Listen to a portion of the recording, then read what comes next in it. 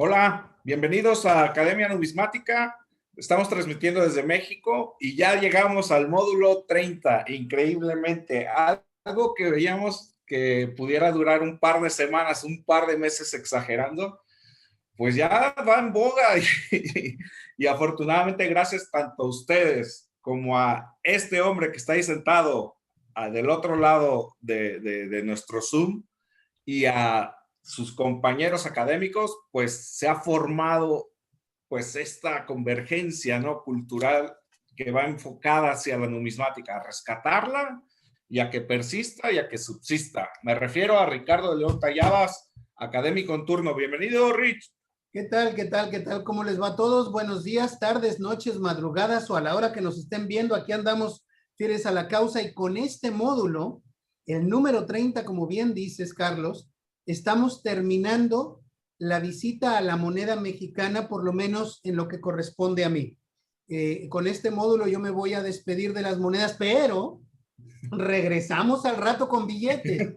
Regresamos al rato con billetes. Amenaza a Ricardo con volver, porque se está ahí como que haciendo de lado, pero ustedes mismos ya le encargaron algo, que haga un módulo de monedas particulares y de monedas municipales, pero eso va después para no mover del piso, ¿no?, de esta secuencia que hemos llevado cronológica. Y mi agradecimiento enorme, no lo digo de boca para afuera, de dientes para afuera, como decimos aquí en México, sino desde lo más profundo de mi ser, Ricardo, de mi corazón. De verdad te agradezco mucho todo este esfuerzo que nos has regalado y que se ha reflejado, porque el foro cada vez está más atento, más involucrado y ya están haciendo investigaciones. Entonces, tú eres uno de los pilares de esta academia numismática, no me canso de reiterarlo, a la par de Carlos Amaya y de Luis Gómez Gultner, quienes han sido hasta este momento los tres académicos que nos han estado enseñando. Entonces, te lo agradezco, créeme, sinceramente. Mi querido Carlos, te lo vuelvo a decir, nosotros somos aquí invitados en un espacio que tú creaste, que a ti se te ocurrió, y el mérito es absolutamente tuyo. Nosotros podríamos saber alguna cosa u otra, pero si no hubiera una dirección, una persona que hubiera presentado un tema de un plan para poder expresar este conocimiento en este formato electrónico, simplemente no hubiéramos podido existir. Y este mérito de Academia Numismática es tuyo, Carlos, lo mismo que charlas numismáticas. En otros países ya están copiando el formato de charlas numismáticas. No dudes que al rato salgan los argentinos o los españoles o los brasileños haciendo alguna academia numismática de sus monedas. Pero a recordar que una idea, cuando es buena y es lo suficientemente buena, no se copia, se repite en un eco, y de eso se trata. Pues bien, aquí estamos, gracias a que nos hiciste el favor de llamar, mi querido amigo, y aquí estamos muy a la orden. Bueno, aquí ya ante los mutuos agradecimientos y que amablemente los recibimos, pues vamos a dar inicio a este módulo 30, ya lo anticipamos, y que Ricardo ha titulado Un sueño dorado. Vamos a ver por qué estos títulos sugerentes y muy atractivos, porque la gente como que se mete y al final alcanza a dilucidar por qué. Adelante, Richard. Gracias, pues vamos a empezar entonces. A ver qué mentiras decimos, como decíamos en el seminario que dimos antes de este. Muy bien. Como Luis siempre hace, me retiro yo del video para que puedan apreciar la pantalla enteramente. Muy bien. Esta es la Academia Numismática. Y aquí vamos a ver la primera de las pistas, Carlos, de por qué se llama un sueño dorado. Ok, ya viene el oro entonces. Ya viene el oro, ya viene el oro. Muy bien, el sueño dorado. Carranza ya triunfó. Carranza aplastó a cualquiera de las voces que se le oponían, ya fuera militar o ideológicamente. Él fue el soberano ganador de de este juego de tres revoluciones. Eso lo habíamos visto desde el módulo anterior. Pero ¿qué pasó después? Bueno, si tú checas, Carlos, los catálogos, te das cuenta de que hubieron monedas que se acuñaron ese año de 1916. La moneda de 1 centavo y la moneda de 5 centavos que estamos viendo aquí, particularmente la de 1 centavo, es muy escasa. La del 16 de 5 centavos es un poco más común que que la del centavo del 16. Sin embargo, en 1916 también vemos plata y esta sí es todavía más escasa. En esta moneda de 50 centavos, ¿cuál es la tarea de siempre, Carlos? ¿Hay que usar qué? La lupa o lente de aumento. Perfecto. ¿Dónde buscarías tú aquí algún vericueto en estas monedas? Pues de inicio en la fecha, ¿no? Vamos a ver. Ahí está. ¿Qué ves? ¿Qué aprecias de especial? Esa es tu lente de aumento y eso es lo que estás viendo. ¿Qué ves? Pues sobre el segundo uno, bueno, los dos unos, se ve ahí una protuberancia. Es un número 1 al revés. Los dos unos estuvieron invertidos. El grabador no se dio cuenta sino hasta que lo hizo y después lo corrigió poniéndole un 1 correcto, pero se alcanza a ver perfectamente los unos invertidos. Y el 9 pues está muy remarcado. Muy bien. Esa es una de las variantes que se presentan en estas piezas. Y aquí aparece el oro del que estábamos hablando, el sueño dorado. La denominación más alta que se había hecho antes de la revolución eran las monedas de 10 pesos. Estas monedas aparecieron hasta 1900, creo que 10. Después de 1910 no se hizo moneda de oro ninguna. Pues empezamos con problemas de desvaríos sociales, etcétera, y pues ya no hubo oportunidad de acuñar plata ni oro, sino hasta 1916. En plata, perdón, sí se llegó a acuñar hasta el 14, 13 y 14 sobre todo, pero en 15 no hubo nada acuñado en plata por la Casa de Moneda de México, en todo el año de 1915. Y en 1916 aparecen estas monedas de oro. Si tú checas, estas piezas son extraordinariamente buscadas porque son muy escasas. Son las primeras monedas que se hacen después de las 3 revoluciones que tuvimos y tienen un tiraje muy corto, una emisión muy corta. Creo que son 16,000 piezas, una cosa así. Es una cosa muy, muy mínima. Y sin embargo, aparecen de vez en vez. Pero, ¿qué pasó en el 17? Ahí está. Vamos a ver lo que dicen los catálogos, Carlos. En 1916 no se hicieron monedas de 1 centavo en 17, en 18, en 19, sino hasta 1920. Por 3 años no hubo moneda de cobre de 1 centavo. ¿Cuál crees que fue la razón? ¿Tú crees que había demasiadas monedas de cobre en circulación? Eran 3 revoluciones. De las del 16 se hicieron 500,000. ¿Tú crees que 500,000 de piezas alcanzaría a satisfacer la necesidad de toda la República? No, para nada. Para nada. ¿Por qué crees que no se hizo moneda por 3 años?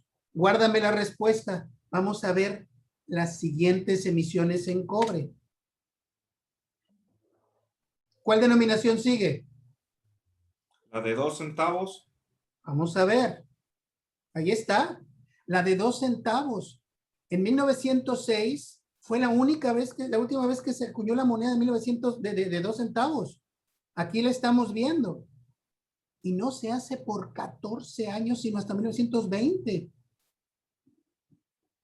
Estamos viendo que las monedas de cobre no se hicieron por varios años. ¿Tú crees que hubiera suficientes monedas de 2 centavos en circulación, Carlos? No, tampoco. Muy bien. Vamos a ver las de 5 centavos. A lo mejor esas nos sacamos la espina. Ahí está la otra, las 2 piezas que se hicieron.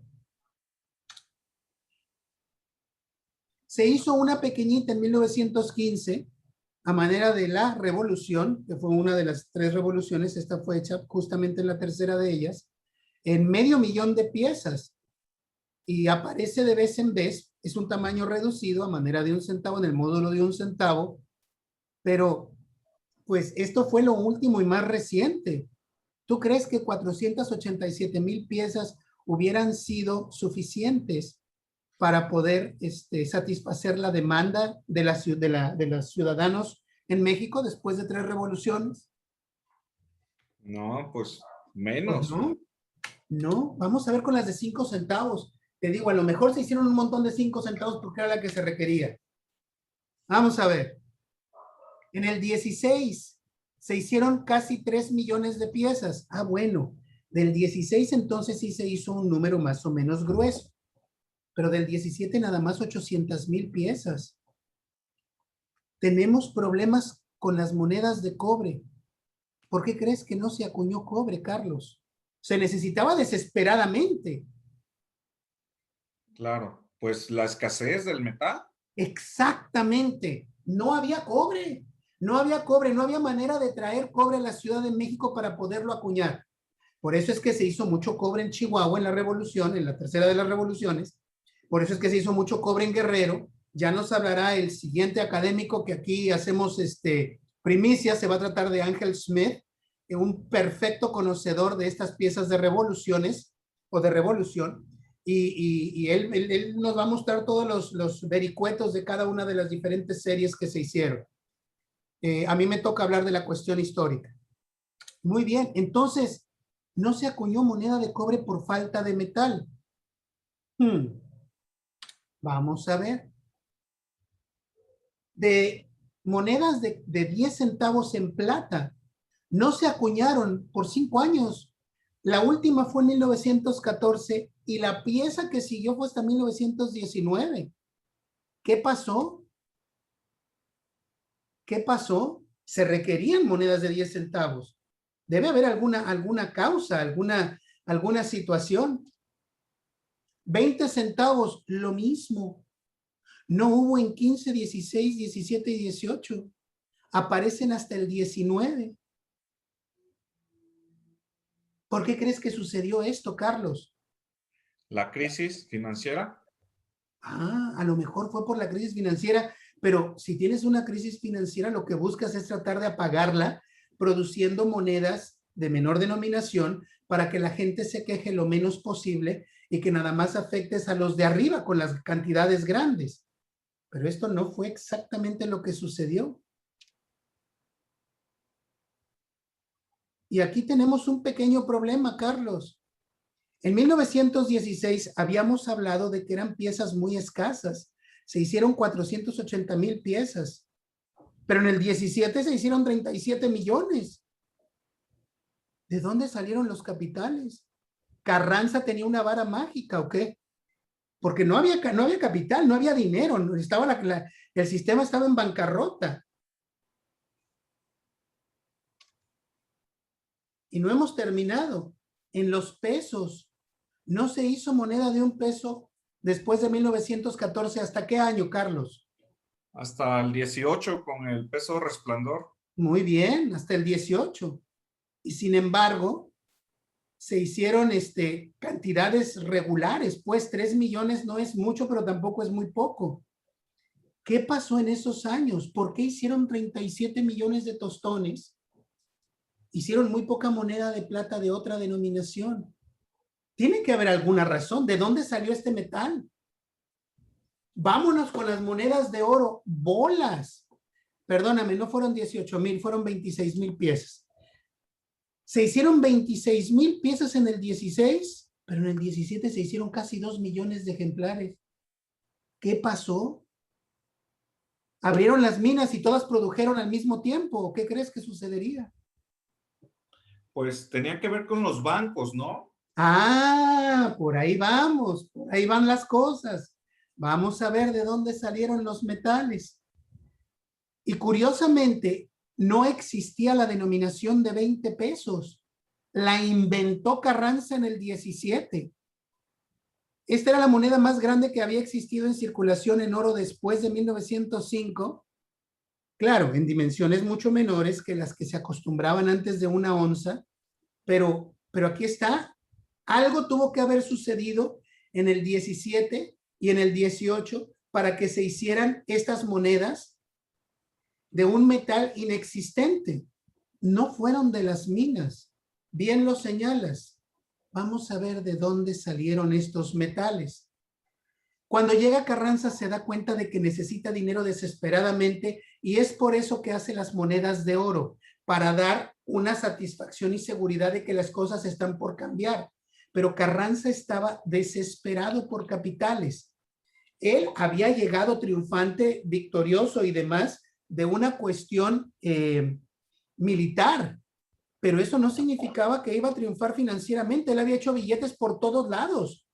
El Banco de Londres tenía en sus saberes 21.531.685 pesos con 10 centavos, de acuerdo a un balance general que se le obligó a hacer el 16 de noviembre de ese año.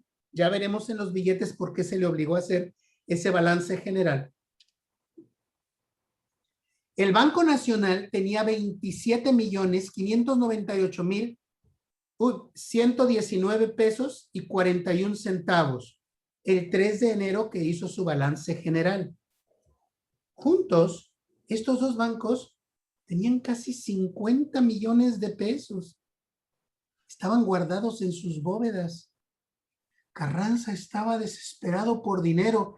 Era como el ratón que estaba alrededor de la ratonera y la ratonera está atascada de queso y no sabe cómo llegar a ese queso. Carranza no se iba a quedar con un país en bancarrota por mucho tiempo.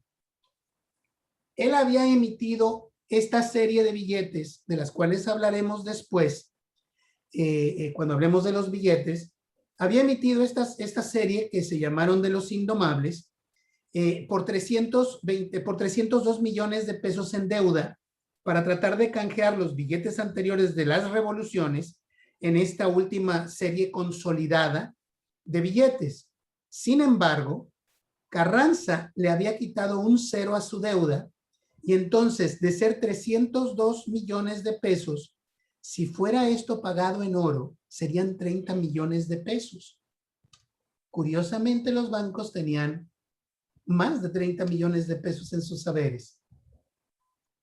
El banco se fue encima del Banco Nacional. Esta es una imagen del Banco Nacional de México como existe en la Ciudad de México todavía hasta nuestros días. Un edificio hermosísimo del siglo XVIII. Y este es el edificio del Banco de Londres y México. Así estaban los dos edificios cuando Carranza llega a la Ciudad de México y empieza a darle de vueltas a los dos edificios para ver cómo sacarles de ahí los metales para empezarlos a acuñar, porque necesita desesperadamente efectivo para sacar al país adelante. El 17 de septiembre dice que todos los bancos han sido declarados inconstitucionales.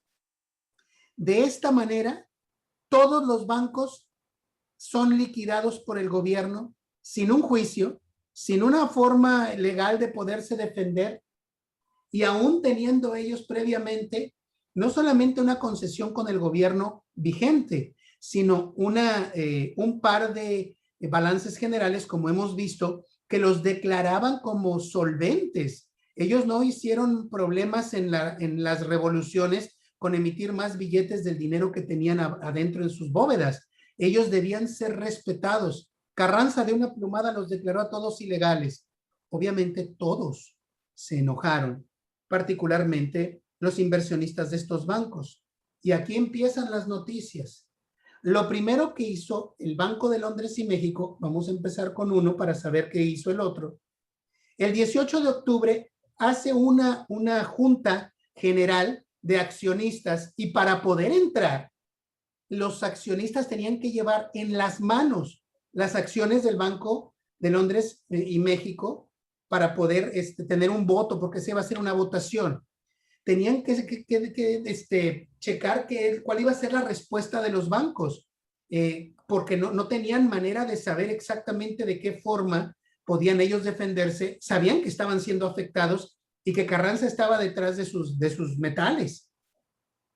Y mientras eso sucedió, decidieron todos cerrar el banco. Si el banco está cerrado, no lo pueden incautar. Y no lo pueden incautar porque simplemente no hay movimiento. Decidieron simplemente cerrar el banco y si no hay funciones de cajas, de entradas y salidas de transacciones, pues el banco está ahorita suspendido a divinis, ¿verdad? Por lo tanto, no hay cajeros, no hay dinero, no hay balances, no hay nadie, pero puede haber un abogado representante legal que puede de alguna manera retrasar cualquier situación por meses o años, ¿verdad?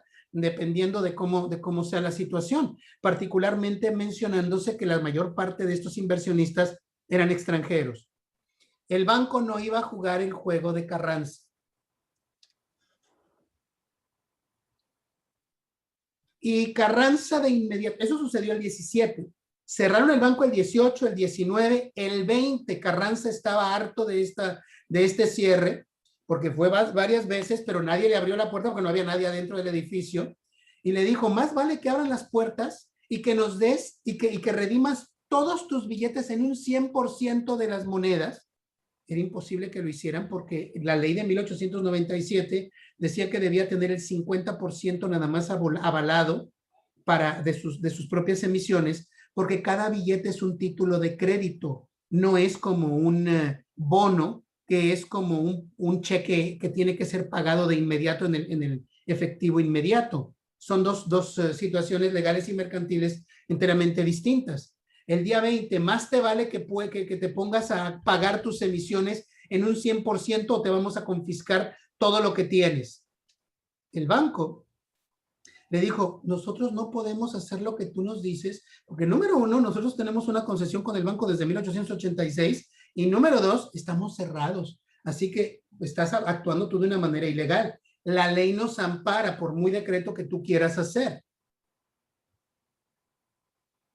Y este señor de apellido Mitchell, perdón, ese señor de apellido Mitchell fue el que estaba enfrentando esta situación. Un señor de apellido Isasola tocó la puerta y trató de tener una junta con ese señor Mitchell, que es quien firma los billetes del Banco de Londres, México, del Banco de Londres y México, después de 1913, en la última de sus emisiones. Creo que en el 12 también los firma él. Y cuando se encuentran, es un encuentro muy desagradable, y este señor Isasola le dice, más te vale que me des las llaves y abras el maldito banco o a ver a cómo nos toca. Y ese señor Mitchell dijo, si quieres mis llaves, me las vas a tener que tomar a la fuerza. Y obviamente Carranza esperaba que alguien se negara a acceder a uno de sus órdenes. ¿Qué crees que pasó con este señor Mitchell? Pues yo creo que accedió, ¿no? No, el señor dijo, más te vale que las tomes a la fuerza. Por eso, o sea, accedió por la fuerza. Pero ¿cuál fue la fuerza que le ejercieron? ¿Tú crees que lo agarraron a catorrazos? ¿Que le dieron de golpes al tipo en la cara? No, a la cárcel, ¿o qué? A la cárcel se fue con todo y chivas. Fue noticia de 8 columnas. Ahí está. Se requirió de la Fuerza Armada, entraron los soldados, se lo llevaron a este señor a la cárcel y una vez que estuvo en la cárcel, pues ahí se quedó guardadito un rato, ¿verdad? De inmediato la gente se sorprendió de que esto se estuviera llevando a cabo de esta manera tan arbitraria como ilegal, pero Carranza no tenía otra opción para sacar el país adelante. Y empezaron las noticias a correr de que este señor, como habíamos visto, había firmado que iba a formar parte del Consejo de Incautación y de Liquidación y que él iba ya a acceder a hacer todo eso. Él de inmediato declaró a los medios de comunicación, yo no firmé nada, ustedes están creando rumores para ver si pega el chicle, pero yo no he firmado nada y yo de aquí no me salgo. Y seguimos. El señor no solamente ordenó la aprehensión del gerente, Carranza se fue con los miembros del consejo directivo para decirles, ya no está su presidente, ahora la autoridad recae en ustedes. Más les vale que me den las llaves del banco para empezar a movernos con esto de los dineros. Necesito los metales y los necesito ya. Y obviamente los miembros del consejo dijeron, no señor, usted está actuando de una forma muy ilegal y esto se acabó, no vamos a acceder a su demanda. Ah, no, a la cárcel con ustedes también.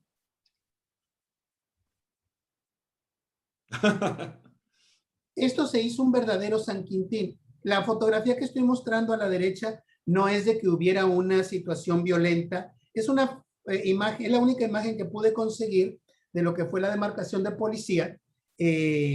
Esto fue durante la decena trágica en 1913. Para entonces este edificio había sido ya restaurado y aparece como todavía existe hasta la fecha en el centro de la Ciudad de México. Muy bien. El señor Mitchell y el señor Hopner fueron detenidos y enviados a la demarcación de policía y de ahí los llevaron al botiquín otra vez. Inmediatamente los que quedaron libres, porque los iban a mandar a la demarcación de policía para ver si los iban a soltar o no. Carranza dio la orden de que los regresaran, trataron de darles una probadita de libertad para ver si se ablandaban, no se ablandaron, los regresaron a la cárcel y los que quedaron fuera de los miembros del consejo declararon que tenían que hacer una junta de emergencia. Se reunieron en el edificio del Banco de Londres y México y dijeron, señores, esto llegó demasiado lejos. No vale la pena guardar capitales cuando al rato los van a desaparecer y los van a aparecer muertos como sucedió con Madero. No vale la pena. Vamos a hacer lo que ellos quieren. Y fue inmediatamente decidido al mediodía que pues esta situación tenía que terminar. Se le dieron las llaves justamente al tío abuelo de tu expresidente Peña Nieto. Este señor Nieto era, a diferencia de Peña Nieto, un señor extraordinariamente brillante, fue un hombre muy brillante en la Secretaría de Hacienda y Crédito Público, se distinguió como el pupilo directo de Manero.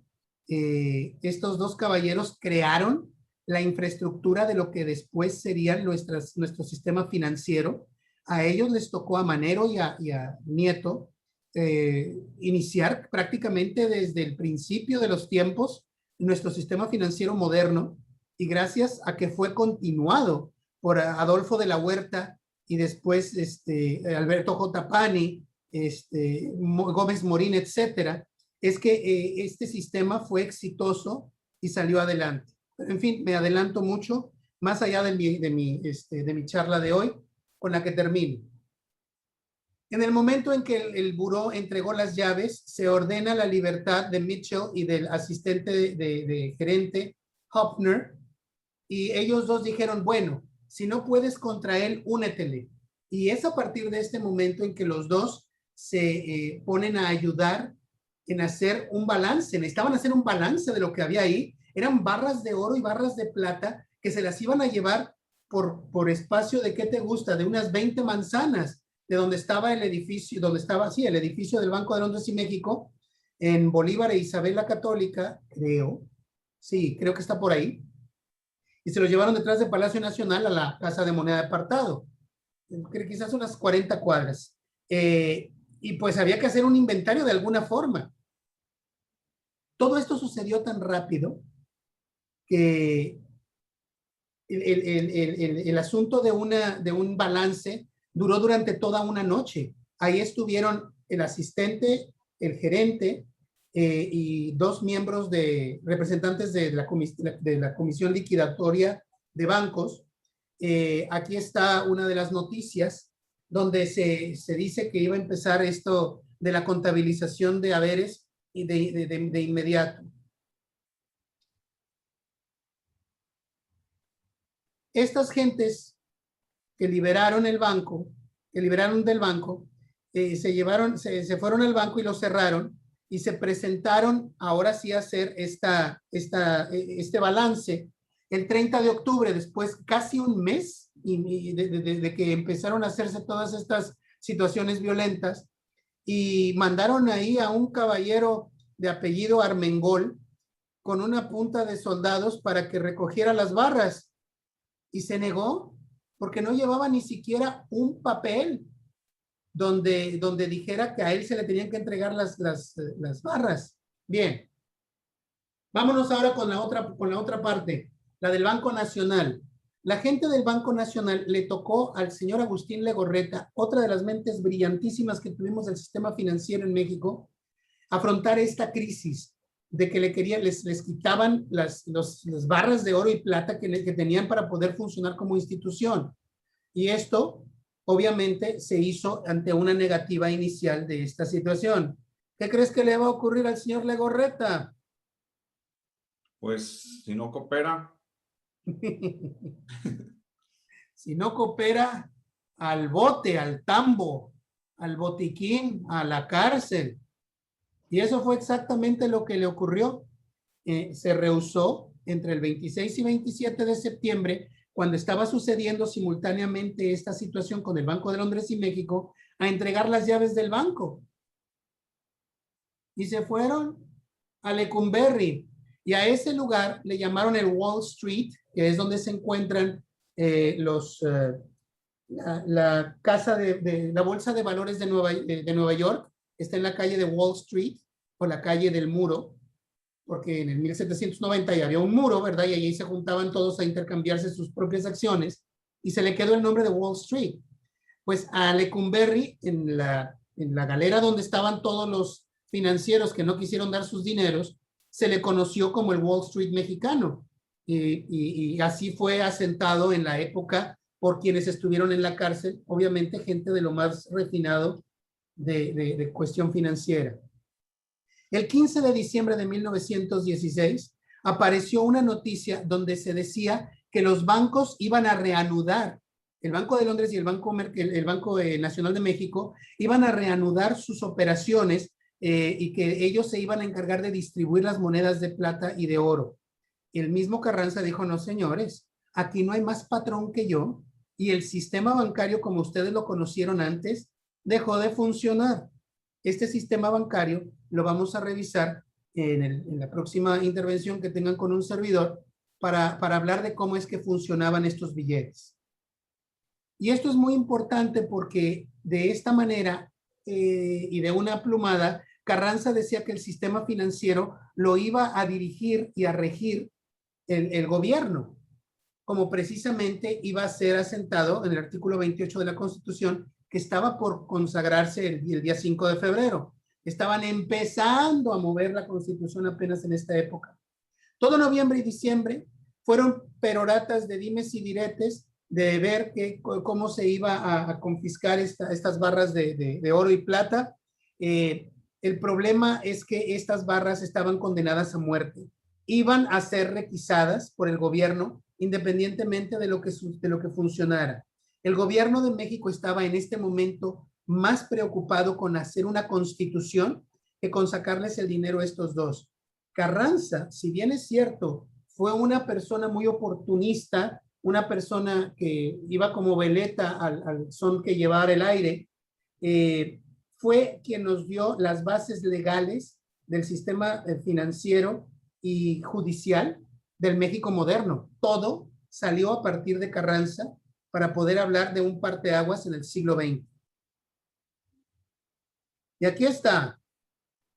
Este señor Millán de Alba, con la cara de bondadoso que tiene, se presentó y dijo: señor, vengo a recoger las barras de oro y plata, y aquí tengo las carretas. Se presentó él, y otra vez se negaron a darle las barras porque ni siquiera llevaba una orden firmada de alguien. A ti no te las voy a entregar, que vengan los oficiales que vinieron a hacerme la incautación bancaria, la liquidación, y que se llevaron mis llaves. Dígales a ellos que regresen, a ti no te doy nada. Este señor regresó muy enojado, y esta comisión, que iba a ser de confiscación, se tornó en una confiscación, en una comisión liquidatoria. De esta manera se acababan los bancos de la época porfirista y el sistema financiero como se conoció hasta entonces. Muy bien.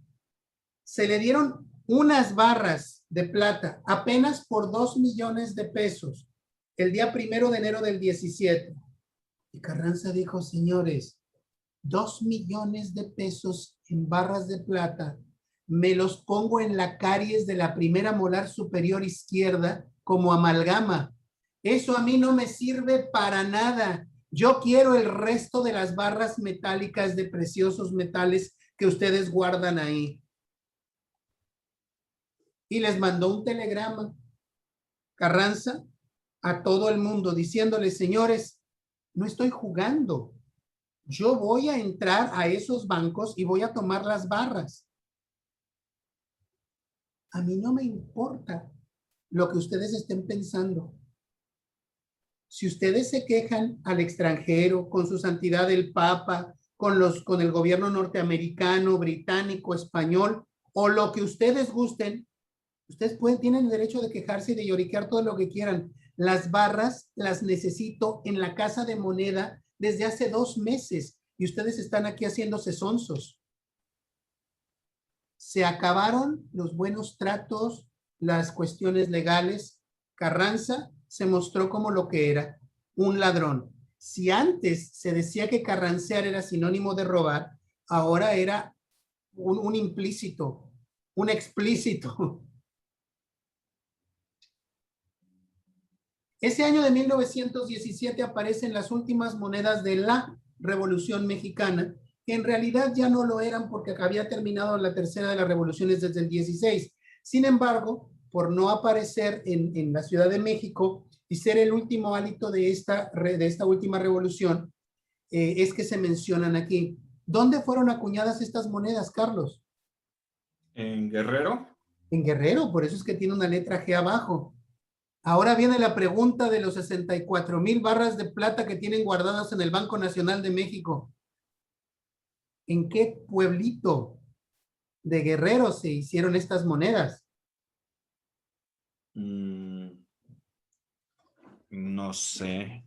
¿En Cacalotepec o qué? ¡Ay, compadre! Está al ladito en Cacahuatepec. Cacahuatepec, mira, Pero en Cacalotepec también se hizo una moneda de 20 centavos. Entonces no está cerrado. Se hizo una moneda de 20 centavos en Cacalotepec que es igual en todo, a excepción de una situación que ya vamos a mencionar ahorita, a las de Cacalotepec. Aquí vemos las monedas de 5 centavos que trataron de arremedar a las monedas de 5 centavos que ya estaban circulando del 17 en manos públicas. Okay. Y aunque no lo creas, en un momento determinado, Carlos, cuando yo empezaba a coleccionar monedas, eran más comunes las monedas de 5 centavos de Cacalotepec, perdóname, de Cacahuatepec, que las de 5 centavos de México. Y Aunque ahora no lo es creas. todo lo contrario. No, ahora olvídate. Aquí está el reverso, el águila que presentan las monedas de Cacahuatepec, de 5 centavos, y aquí está la moneda de 5 centavos de 1917, donde hicieron nuevamente pues el mejor de los esfuerzos posibles para poderla acuñar. Hicieron más denominaciones. Y la más difícil de localizar de la serie, que es conseguible, y por mucho, es la de 20 centavos. Esta moneda de 20 centavos es muy posible que hubieran utilizado el mismo cuño de estas de Cacahuatepec, pero le grabaron entre los rayos y las puntas de la guirnalda, en esta área de aquí, la palabra Cacalotepec. Son piezas extraordinariamente raras. Yo no he visto nunca una en vivo y a todo color, y menos lo he tenido en la mano. Smith jura lo que ha tenido 5 en la mano, en plomo, en oro, en cobre, en latón, en vidrio, en chicle, porque ese señor lo ha tenido todo lo ha tenido en las manos. Y a esta pieza, que es rarísima, bueno, es muy rara el día de hoy por hoy, es muy escasa. Se sabe, además del diseño tan crudo que tiene, que es de Cacahuatepec, perdóname, porque tiene la letra G por Guerrero. Esta denominación es muy difícil de encontrar. De las tres, la más fácil de localizar es la de 50 centavos.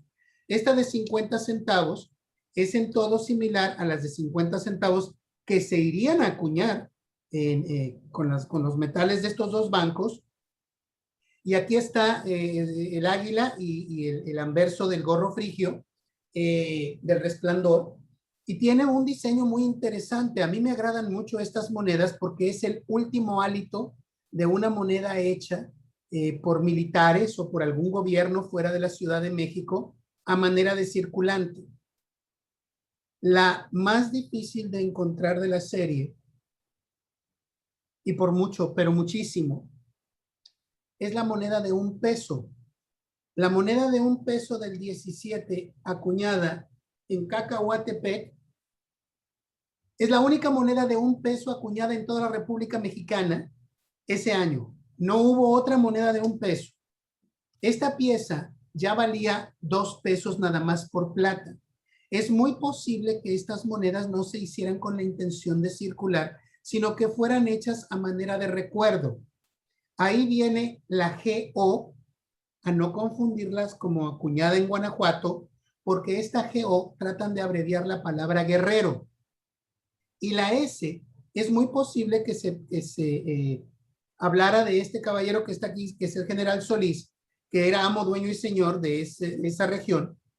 Y es muy posible, de acuerdo a las interpretaciones de algunos historiadores, que pudiera referirse a esa S, a este señor, y que precisamente a él fueron entregados algunos de estos pesos para que hiciera alguna transacción, quizás sí circularon, pero de alguna forma esto rompe con el esquema completo.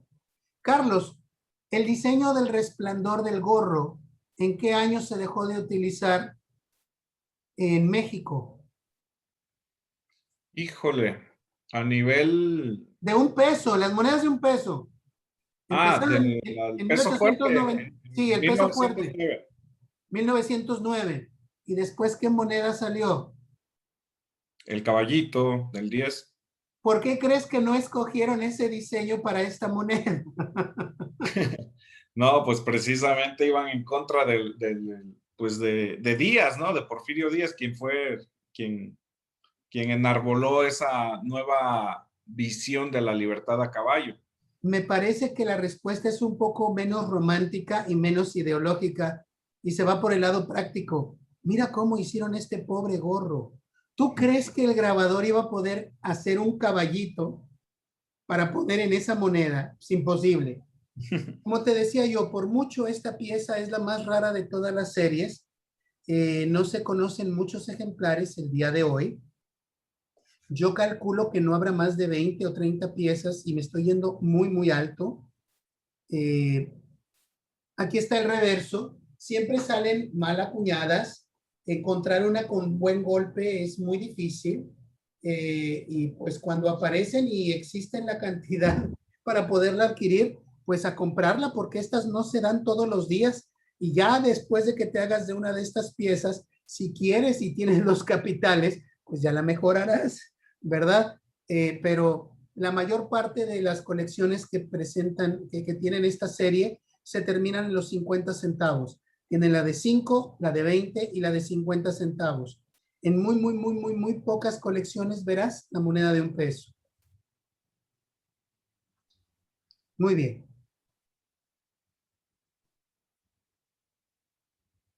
En octubre 31 de 1918 aparecieron monedas distintas como esta de 1900, de 2.5 pesos. Empezó a imaginarse Carranza diferentes denominaciones, porque ahora tendría ya las barras de oro y plata para 1918 de los bancos Nacional de México y de Londres y México. Con el metal, lo único que faltaba era tiempo para acuñar estas piezas. Y así en 1918 aparecen estas monedas en circulación. Fíjate tú, 1.69 gramos. En 1905 era $1. Ahora 1.66 gramos eran $2.5 pesos. Esto es precisamente lo que nos dejaron las 3 revoluciones y la manera de quebrar una economía que estaba destinada a la implosión financiera, como veremos después. Mucha gente dice que la revolución acabó con el sistema financiero y la bonanza de Porfirio Díaz. Ese sistema estaba condenado a hacer una implosión, como veremos después. Ups. Y en 1918 ya aparece una moneda regular después de las de 1917. 1917 hizo un mar de monedas por los 37 millones que vimos, más de 37 millones de piezas. ¿Por qué crees que los hizo de 50 centavos, Carlos, y no de 20 centavos o de 10 centavos o de $1? ¿Por qué crees que las hizo de 50 centavos? Pues yo creo que era pues lo más práctico en ese momento y todavía no se tenía el diseño de $1, por ejemplo, no había. Totalmente de acuerdo, Carlos, y le diste justo al clavo. Era por cuestión práctica. El tostón, desde la época de Huerta, desde noviembre 5 de 1913, había sido declarado como de poder liberatorio ilimitado. Es decir, ya tú podías traer 3 toneladas en monedas de 50 centavos y cualquier transacción la podías llevar a cabo por ley. Antes lo eran los pesos. Por cuestión práctica lo hicieron por tostones, por cuestión práctica. Era una moneda donde podías utilizar un cuño que podía durarte lo suficiente en un buen golpe, que podías circularla muy rápido en el 17, y de esta manera es que salen las monedas. Como había demasiadas monedas en el 17, las monedas del 18 son más escasas, particularmente en buena condición. Y una de las cosas que tú mencionaste fue algo muy importante, Carlos. Tú dijiste, es que no se tenía el diseño de la moneda de $1.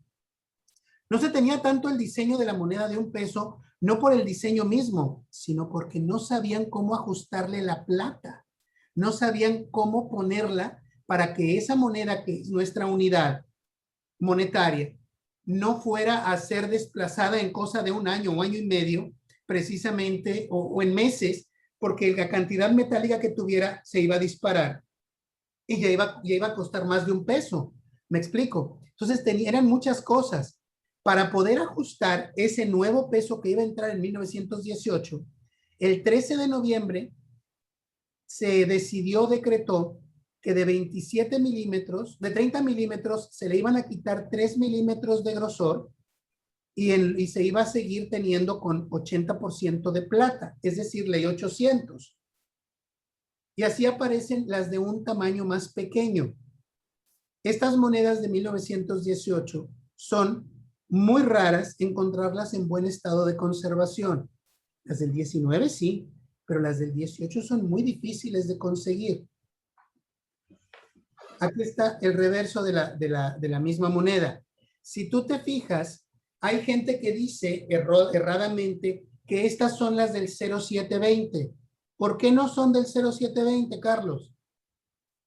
Porque la ley era ley 800 esta. ¿Y cómo sabes que no es 0720?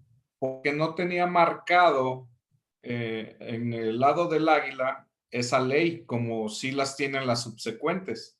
Excelente. Arriba de las alas, entre la cabeza, entre el marco del lado izquierdo de la cabeza y el del lado derecho de la cabeza del águila, aparecía la leyenda que tú mencionas, pero iba a aparecer después. ¿Te acuerdas cuándo apareció?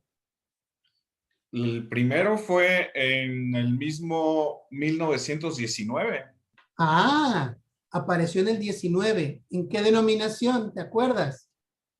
En 50 centavos. Perfecto, muy bien. Oye, te estás sacando todas las que te estoy mandando. Estás bateando como Dios manda, compadre. Ahora sí ya no me pueden acusar de ser cruel contigo. Que ya ves que por ahí me dijeron que casi me ponen en una moneda como Pedro el Cruel. Muy bien. En estas monedas de 1918 aparece una sobrefecha que se habla como muy rara.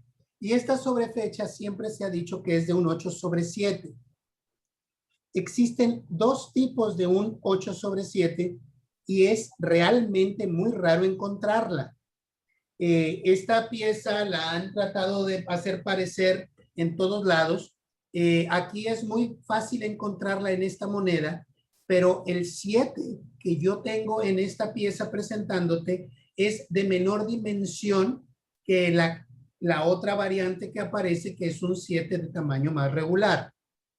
Ahí está, si tú utilizas la lente de aumento, la lupa, ahí se ve con mayor claridad el 7. Ahí está. Es un 7 muy claro, se alcanza a ver perfectamente el ángulo y la terminación del 7. No hay forma de poderla evitar en su interpretación. como que pudiera ser de alguna forma una ruptura de troquel. Podría haber sido una ruptura de troquel si sobre el lado derecho no existiera ese ángulo tan claro. No hay una ruptura de troquel que termine en un ángulo jamás. Entonces, aquí se alcanza a ver incluso en esta parte, con esta fotografía, se alcanza a ver un remanso del 7, una rebaba del 7. Aquí se ve muy bien el ángulo y aquí se ve muy bien dónde terminaba. Pero este 7 es mucho más corto que el 8 con el que se hizo. Es posible que desde 1917 se hubieran hecho algunos cuños con alguna prueba de ver cómo se llevarían a cabo estas piezas, pero dudo que fueran de 27 milímetros. No me explico. Quizás se checó la idea a manera de un experimento, de ver cómo se verían en 1917 pequeñas, pero se decidió dejarlas como estaban anteriores a las 3 revoluciones, porque era muy pronto para mostrar monedas más pequeñas. Eso hubiera sido un descalabro para el prestigio del administrador de esta victoria, que era Venustiano Carranza. Muy bien. Y es ahí donde aparece el peso. El peso aparece con 18 gramos, con 18.30 gramos. El tostón es de 9.06 gramos. Con el tostón grande sí hacían perfectamente 2 tostones un peso, pero con el tostoncito chiquito ya no daba la cantidad de plata. 2 tostones no hacían un peso. Un peso era más en una moneda, en su contenido de plata, si tú quieres por una brizna, pero era más un peso que 2 tostones.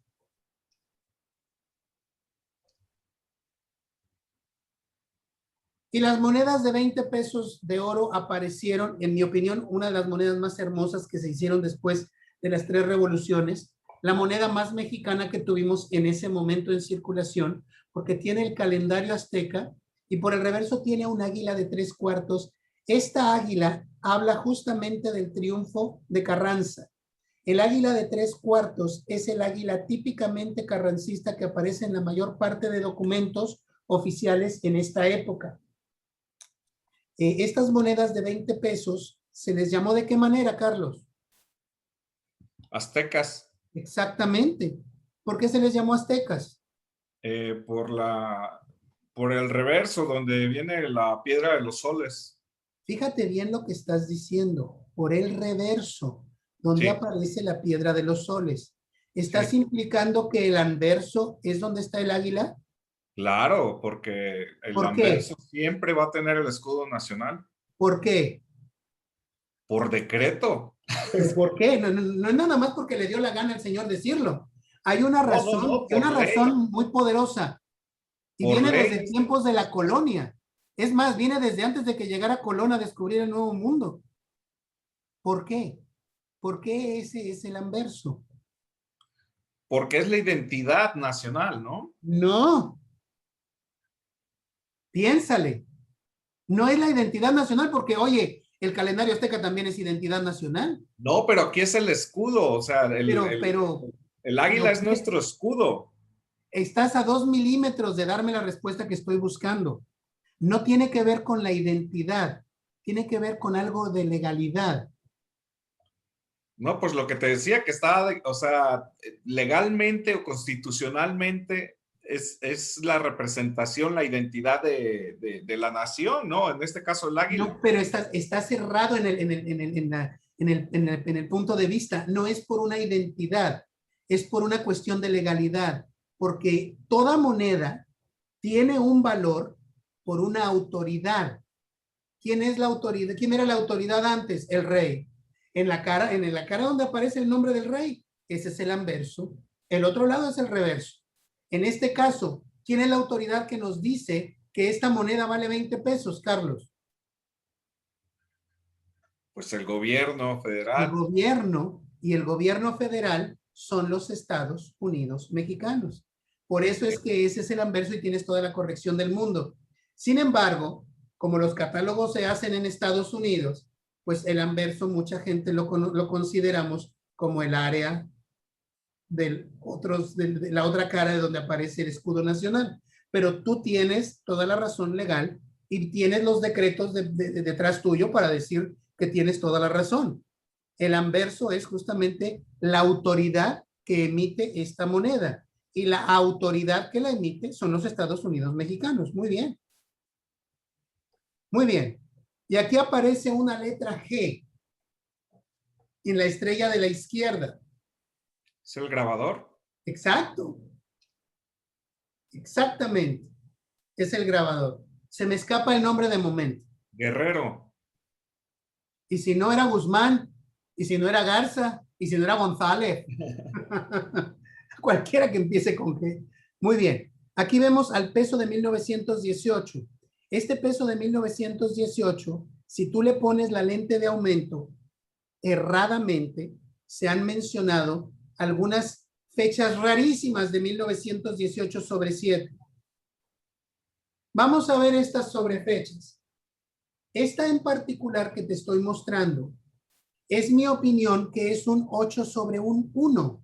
Yo creo que este ángulo que aparece aquí y que se prolonga hacia abajo está demasiado recto como para que fuera un 7.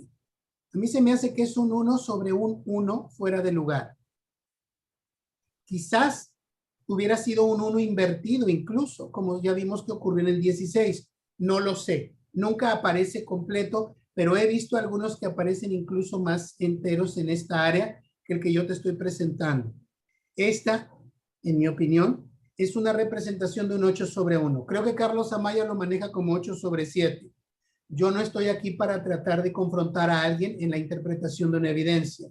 La evidencia dice aquí que es un 8 sobre algo. Incluso hay gente que dice, no, Ricardo, esto que tú estás viendo es el mismo punzón que lo hincaron tan fuerte o un poquito de lado y por eso es que aparece.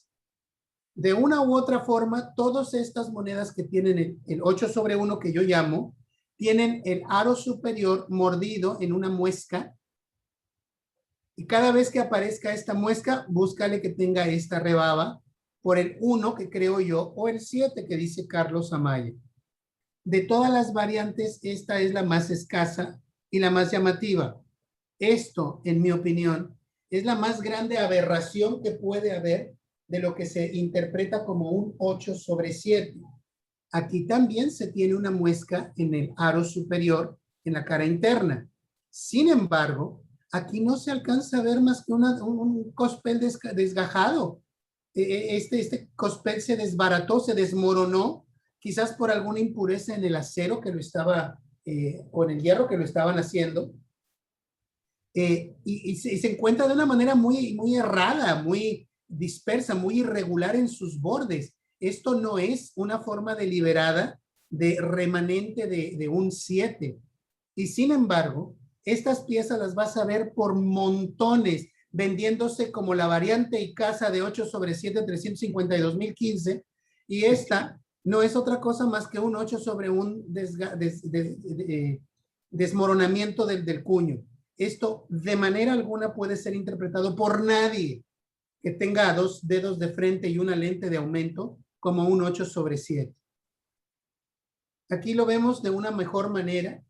Aquí se ve irregular, perfectamente irregular. No es un ángulo, no se alcanza a ver nada debajo del 8 de manera alguna, como lo vimos en el 8 sobre 7 del tostoncito que yo te mencioné, que yo te marqué.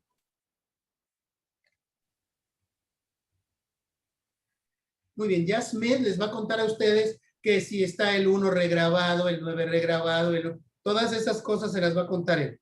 Yo me dedico a hablar de historia. Muy bien.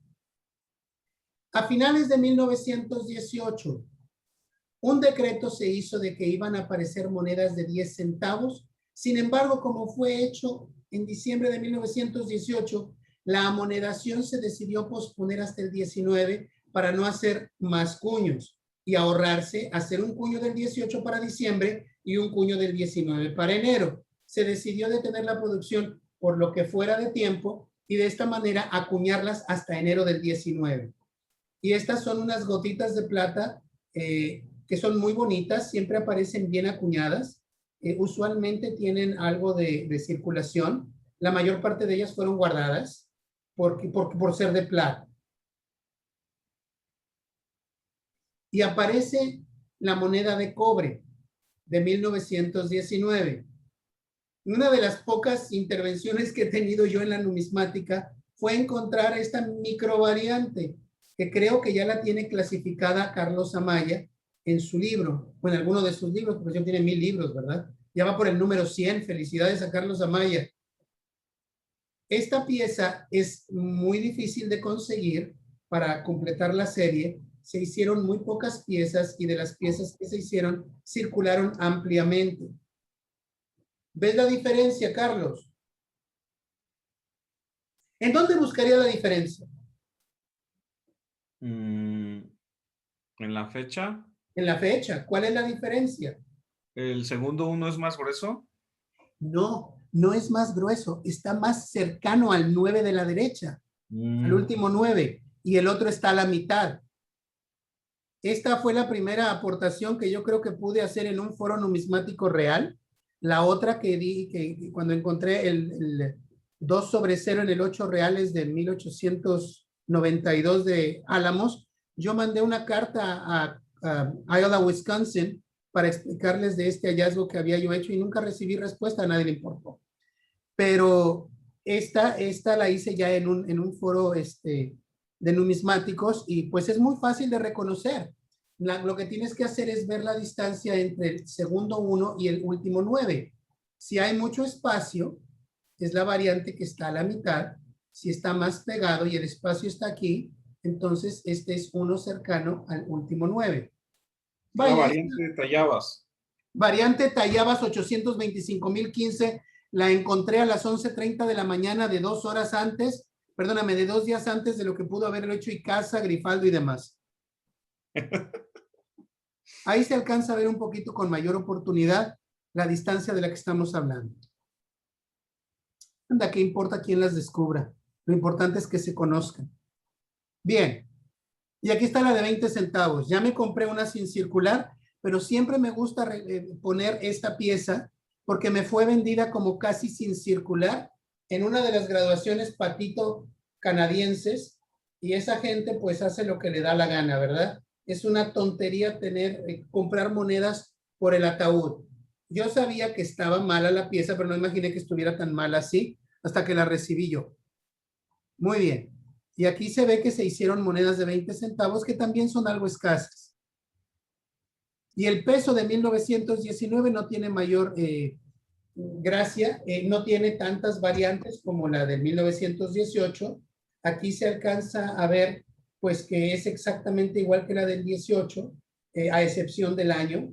En esta en particular se alcanza, en la serie del 19, se alcanzan a ver piezas con mayor estado de conservación, en mayor oportunidad, aunque claro, muchas de ellas quizás no se vayan muy baratas. Existen las del 18, una del 18 brillante sin circular, serían $3,500 con la mano en la cintura, en un MS-63 con la mano en la cintura. Esta no se va más que en 1,200 cuando mucho, y eso gema la pobre pieza. Muy bien, pero mira nada más esta cara tan amable. Es imposible que se haya robado casi 50 millones de pesos en barras de oro y plata.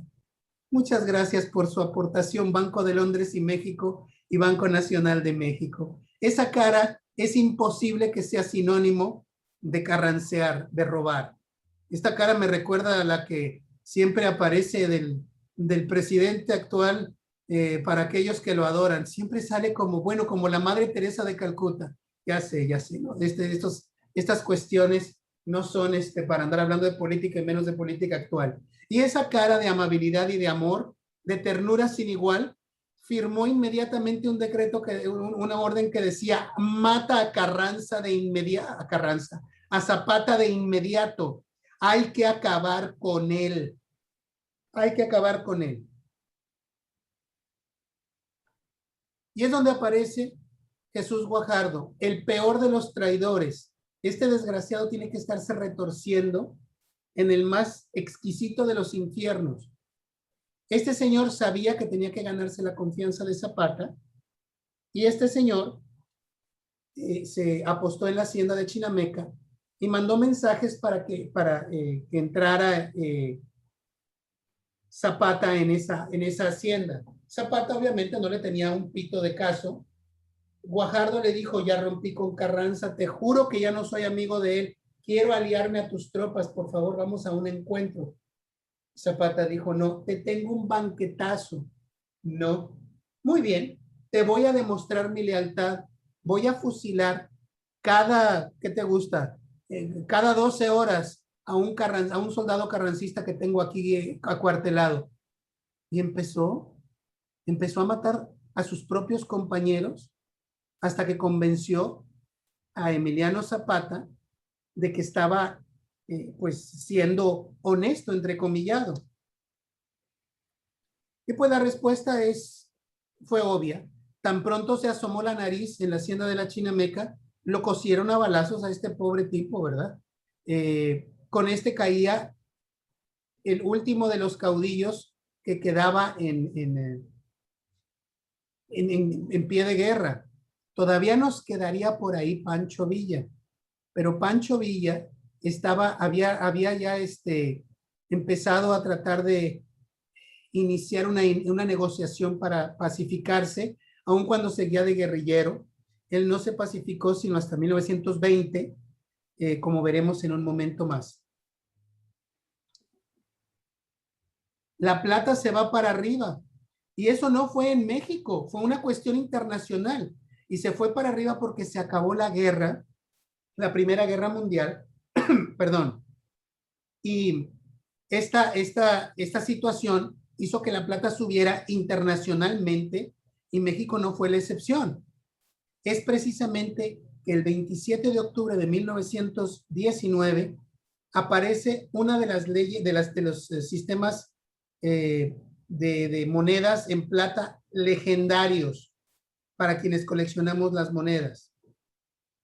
¿Cuáles son? Carlos. El 0720. ¿Dónde está? Arriba del águila, de las alas del águila. Exactamente. Ahora sí, en 1919 tú te encuentras con el águila sin el 0720 por ser de 80% de plata, se le rebajó el 10% para hacerla de 72%, pero como la moneda siempre es medida en milésimas, son 720 milésimas o 72% de plata. Aquí es donde aparece la ley del 0720. En ninguna otra denominación las encuentras en 1919, más que en las monedas de 50 centavos acuñadas después del 27 de octubre. 0720 se leen. Las monedas del 19 en plata desaparecieron. Ya no era posible hacerlas porque la plata subió.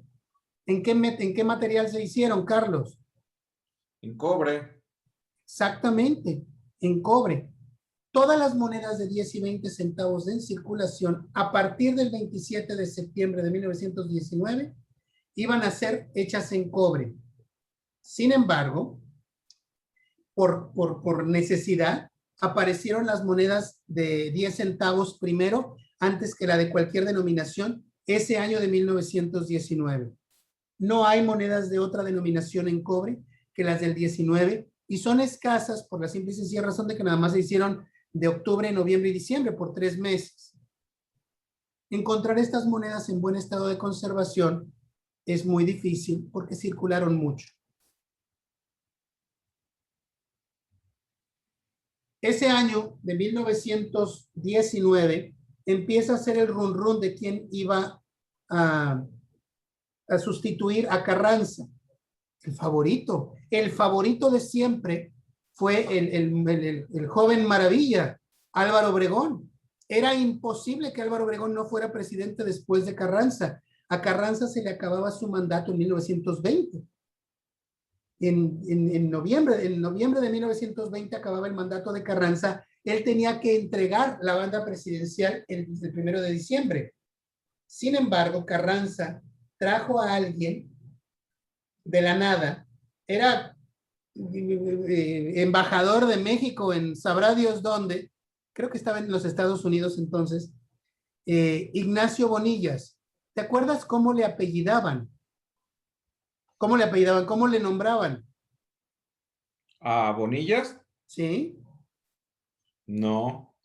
El Flor de Té, porque había una canción en aquella época que hablaba precisamente de que había una muchacha que le llamaban la Flor de Té, porque ella era una flor, pero siempre tomaba té con todo el mundo. Entonces no sabían de dónde venía ni a dónde iba. Por eso a él le llamaron el Flor de Té, porque nadie sabía de dónde venía. El público se puso molesto con esta situación del primer dedazo que iba a suceder en nuestro México post-revolucionario, en la reconstrucción nacional. Y lo primero que hicieron fue echársele encima a Carranza. Los sonorenses hicieron un plan de rebelión en contra de Carranza, que fue la rebelión de Adolfo de la Huerta, donde iban a declarar a Adolfo de la Huerta como presidente de la República por los meses que Carranza le tocaban, si él no renunciaba. En 15 trenes nuevamente se fue la columna de la legalidad para Veracruz. Sin embargo, en esta ocasión iba a suceder una situación distinta.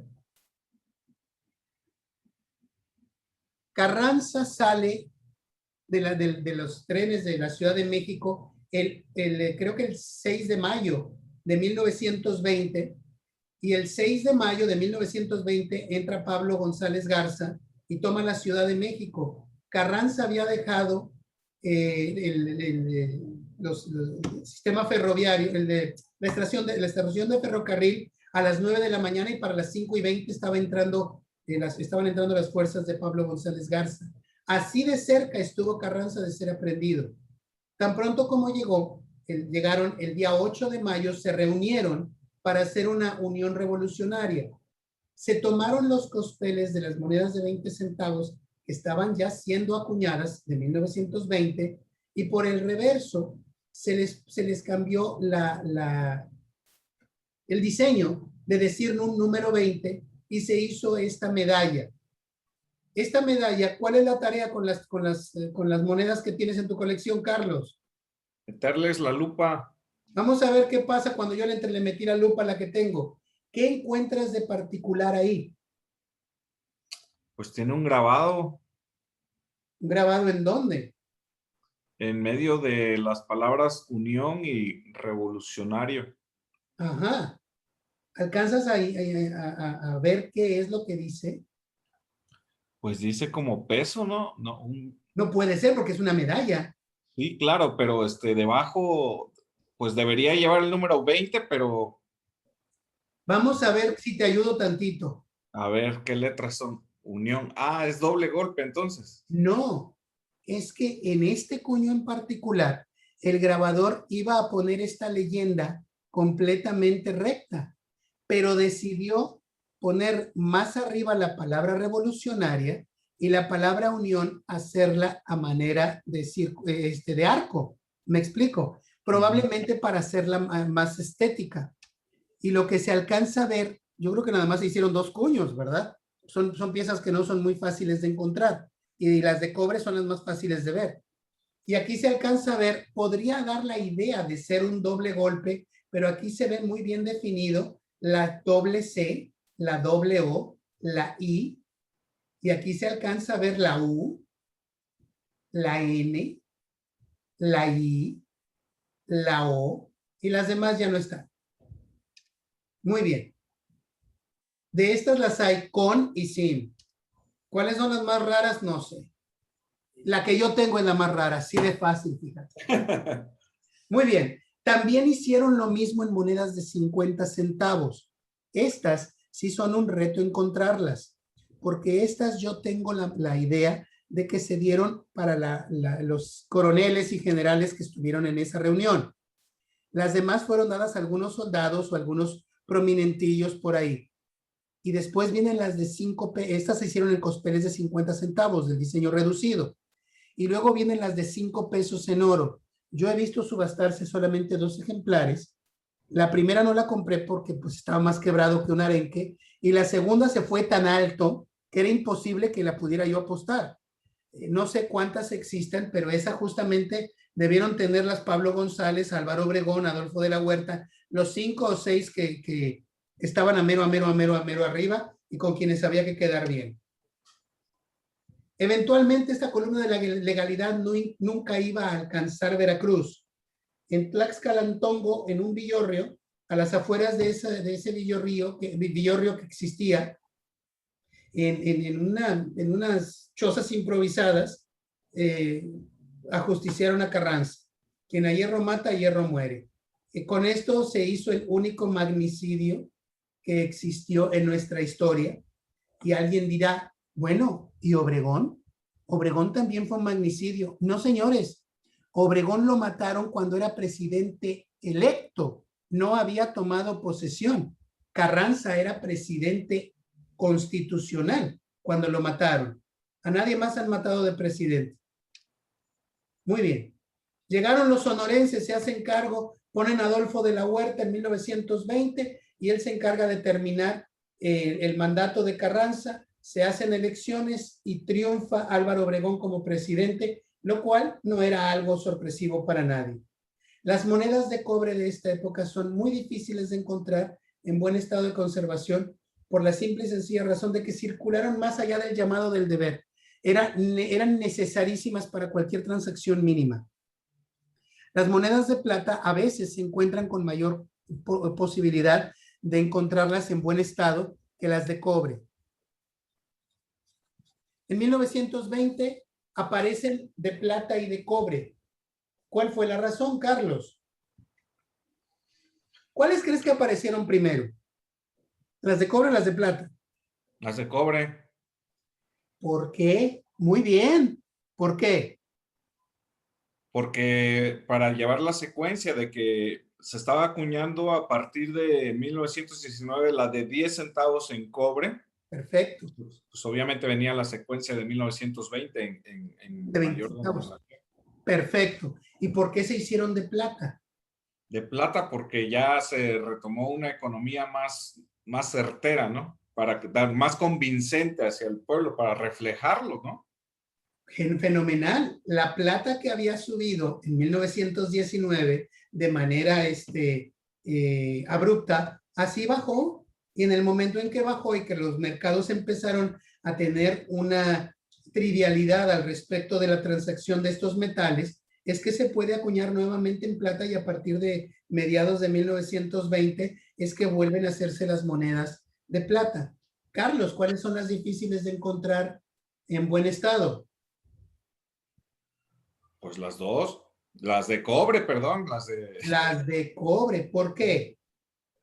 Porque son más escasas, o sea, simplemente se acuñaron en menor cantidad porque enseguida volvió la plata a echarse a andar y se suspendió esta acuñación de cobre. Y aparte este cobre, al ser un metal más maleable, pues la que anduvo de mano en mano se fue deteriorando y desapareciendo.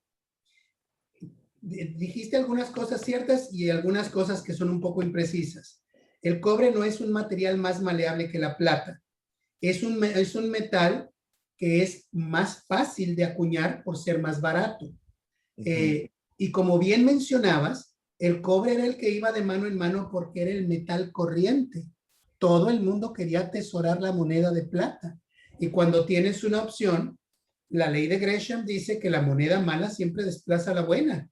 Entonces, las monedas de cobre se hicieron en casi una cantidad similar a las de plata, pero las monedas de cobre circularon mucho más allá del llamado del deber nuevamente, precisamente porque las de plata no estaban en circulación. Tan pronto las acuñaban y las guardaban, y hasta 1921 es cuando se dieron cuenta de que pues en realidad las de plata iban a circular y las de cobre ya estaban muy lisas y decidieron empezar a dejarlas de usar y las recogieron de circulante por haber aparecido las de plata. Aquí vemos una moneda de plata de 2 monedas de plata de 1920. ¿Qué estoy mostrando aquí, Carlos? Pues el 9 se ve regrabado. Sí. El 1 igual, debajo tiene ahí una Un una sesgo, raya en la base. debajo del 2 se ve un 1 también. Exacto, esta es la variante de 2 sobre 1 en 1920. Se utilizó un cuño abierto para 1919 que decía 191. Se regrabó el 9, quizás se regrabó el 1, se trató de borrar el 1 que venía y se le puso un 2. Por eso es que el 9 no aparece, porque nunca se puso en ese cuño. Nunca aparece. La tarea de siempre, usa la lente de aumento, ponte la lupa en el ojo y chécate estas piezas. Y aparecen monedas de oro, porque son fáciles de encontrar, no significa que no te diviertas buscándole algún vericueto. Yo, buscando en esta de 1920, encontré una variante no catalogada, variante Tallabas 300-2015, letra FW, diagonal bis, donde, ¿qué le encuentras de raro en la fecha, Carlos? Un 1 sobre 1. Un 1 sobre un 1. Yo creo que podrían ser incluso hasta 3, pero lo dejamos en 2. Un 1 sobre un 1 más angulado. Muy bien. Entonces, estas cosas, Carlos, esta moneda vale más que una que no tenga este vericueto. Ay, mira, para cierta gente sí, para mí no. Para mí tampoco. Estas cosas no tienen ninguna popularidad porque nadie las conoce.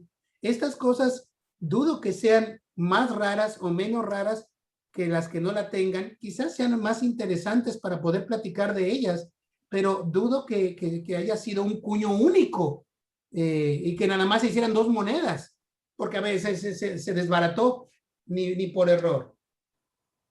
Aquí vemos más o menos algo del cono monetario del año de 1920. ¿Qué ocurrió en 1921, Carlos? En el 21.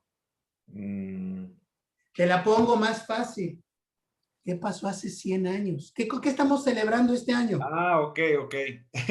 El centenario, el bicentenario, bueno, en 1921, el centenario de la consumación de la independencia.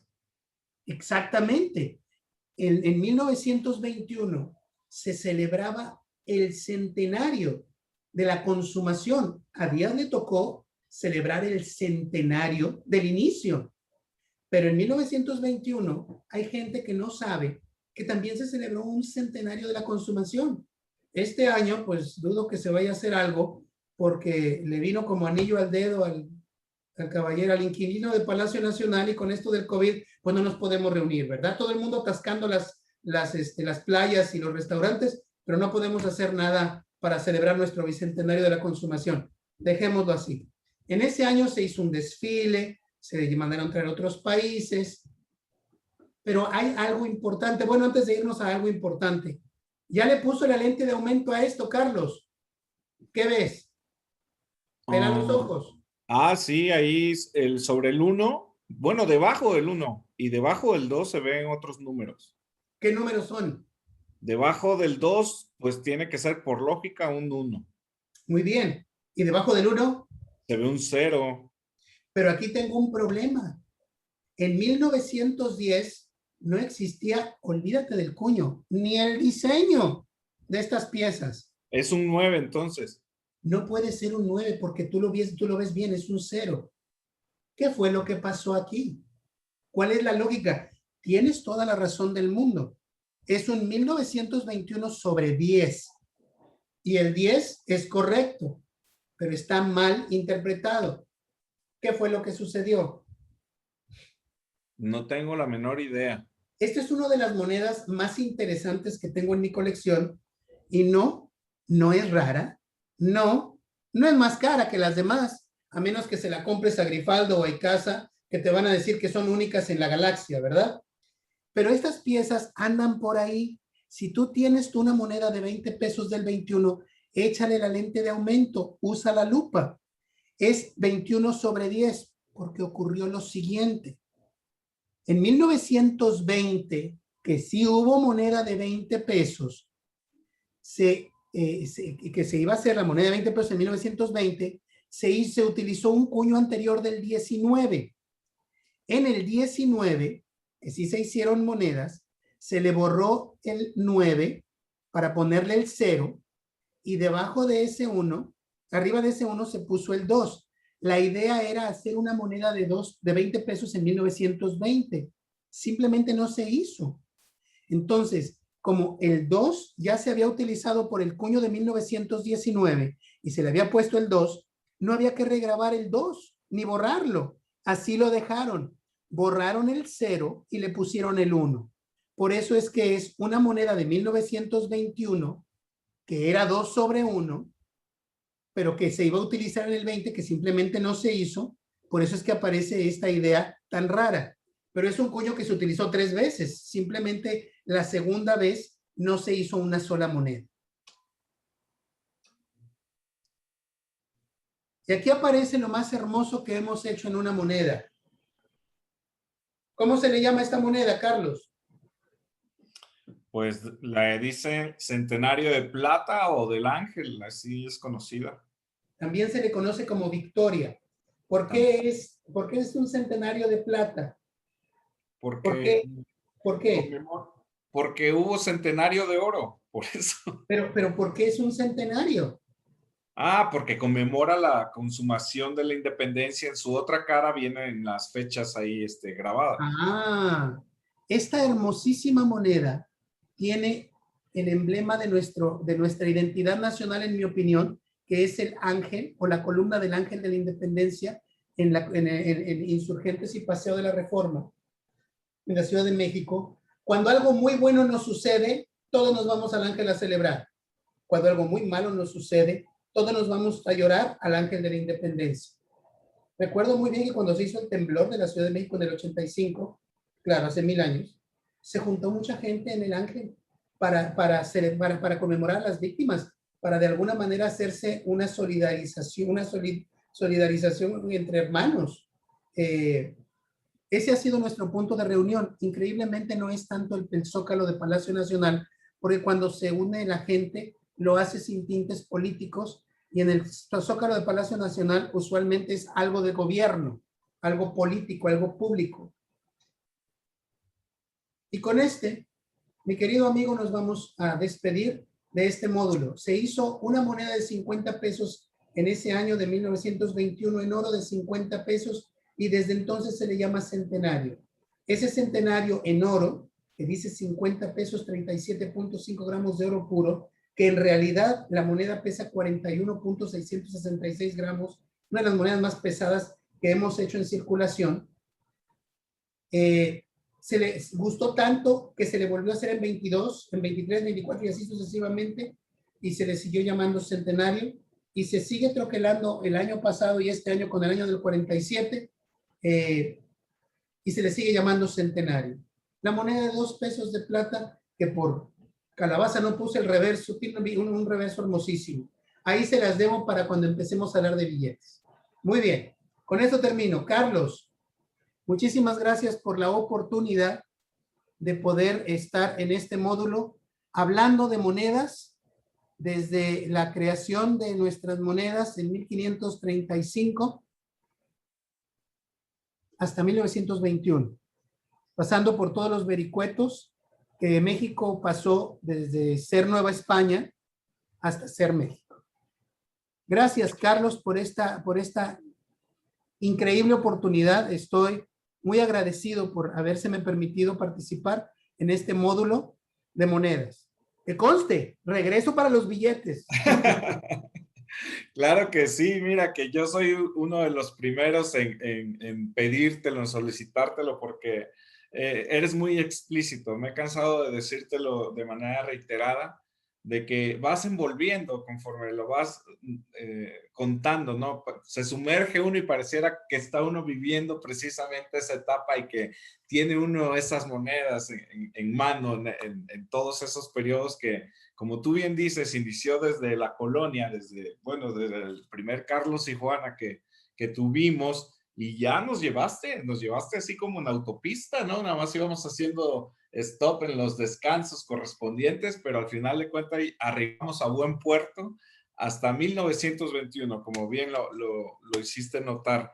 Pues Ricardo, antes de reiterarte mi agradecimiento, una breve relación de lo que vimos en este módulo número 30, que ahora entendemos el título de Un sueño dorado. Comenzamos de manera pues sucinta en cuanto al peso, ¿no? Que todavía tenía tintes revolucionarios de 1917 de Guerrero, que se le atribuye al general Solís.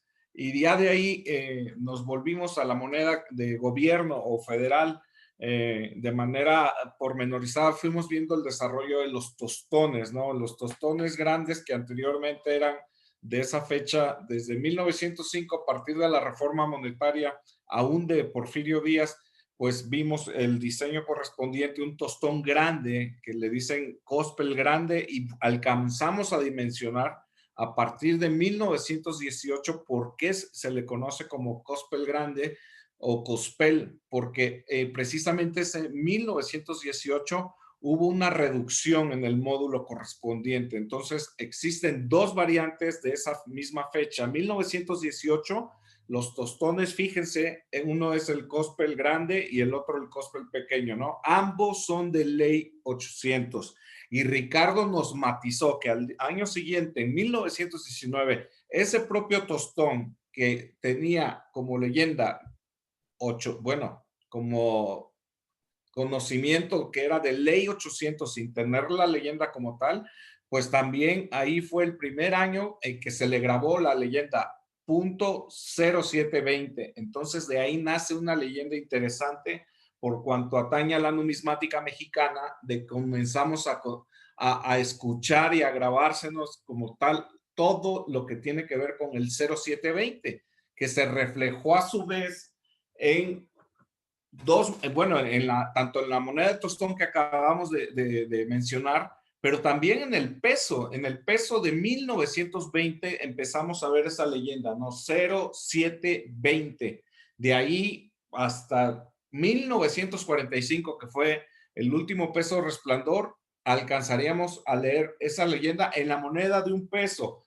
Ojo, aquí en 1935 vuelve a tener problemas nuestra nación y la moneda de tostón desaparece mágicamente, esa leyenda 0720, y pues ya aparece sin nada, pero es la ley la que bajó en eso, pero luego lo vamos a ver cuando volvamos a jalar a Ricardo en estos módulos que tienen que ver. Nos debe la cara siguiente de la moneda de 1921 de 2 pesos, y también vamos a ver esa parte de los tostones, ¿no? Bueno, retomando esto del sueño dorado, pues vemos la acuñación de oro, ¿no? La acuñación correspondiente, uno de los diseños más bellos, yo comparto la opinión de Ricardo, de esa águila con un perfil de 3/4 carrancista, muy, muy bello diseño, y sobre todo fue coronado con la otra cara de la moneda, donde viene la piedra de los soles o el calendario azteca, ¿no? Entonces, una moneda bellísima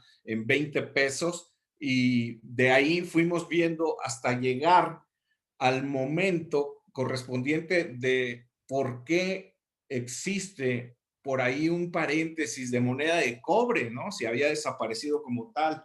Y pues Ricardo nos vio por qué en 1919, debido a una, pues a una alza, pues muy, muy interesante que sufrió no nada más a nivel nacional, sino a nivel mundial, la plata, y pues hubo necesidad de acuñar moneda en cobre de 1919, la de 10 centavos, y posteriormente vimos la de 20 centavos en cobre, y una medalla muy interesante del general Pablo González, muy bonita, bueno, yo tengo la suerte de tener un ejemplar en mis manos, pero que también hizo las veces de moneda, porque esta fue repartida a los soldados en general en ese entonces, en un ámbito de triunfo sobre el carrancismo, ¿no? Entonces, fue moneda circulante, la propia medalla como tal, era el mismo módulo de 20 centavos. Y pues ya rematamos con esta bella moneda de 1921 que conmemora el centenario, y también comparto esa opinión de Ricardo, es una de las más bonitas que tenemos. ¿Por qué? Porque viene ahí una identidad, como dice Ricardo, bueno, el Monumento a la Independencia, que en México es muy conocido y muy asediado tanto para las cosas buenas como las malas. Se me ocurren las manifestaciones que también hacen, que van y le dan al traste a todo eso. Pero aquí viene reflejada esa identidad en una moneda que atañe a lo que es nuestro de estos módulos de Academia Numismática, precisamente el ámbito del monetario, de lo numismático. Entonces, mil gracias, Ricardo, por esta ay, no tengo palabras para titularlo, ¿no? Porque es un cúmulo de conocimiento que nos fuiste regalando en esta Academia Numismática y que créeme que pues tú mismo lo has visto, ha sido aprovechado de manera, qué bueno, me da muchísimo gusto, de manera enfatizada nos están comunicando todo lo provechoso que les ha sido a quienes realmente quieren aprender de manera certera y no desviarse con reflectores de tanta información que hay pues últimamente en línea. Y pues aquí va a estar Ricardo. Gracias nuevamente por todo esto. Mi agradecimiento eterno y te esperamos para el módulo de billetes. Bueno, antes de retirarme, y qué bueno que estés en una situación tan emocional y emotiva para todos, tómate una pluma y sácate una hoja en blanco. Viene un repaso general de todo, a ver qué aprendieron. Nos vemos a la próxima. Muchísimas gracias. Gracias. Queda pendiente el examen. Ya, mire, ya aquí nuestro profe ya nos regañó, ya nos está amenazando con lo que viene. Gracias, Ricardo. Hasta pronto. Hasta pronto. Cerramos este módulo 30. Cuídense mucho. Hasta luego.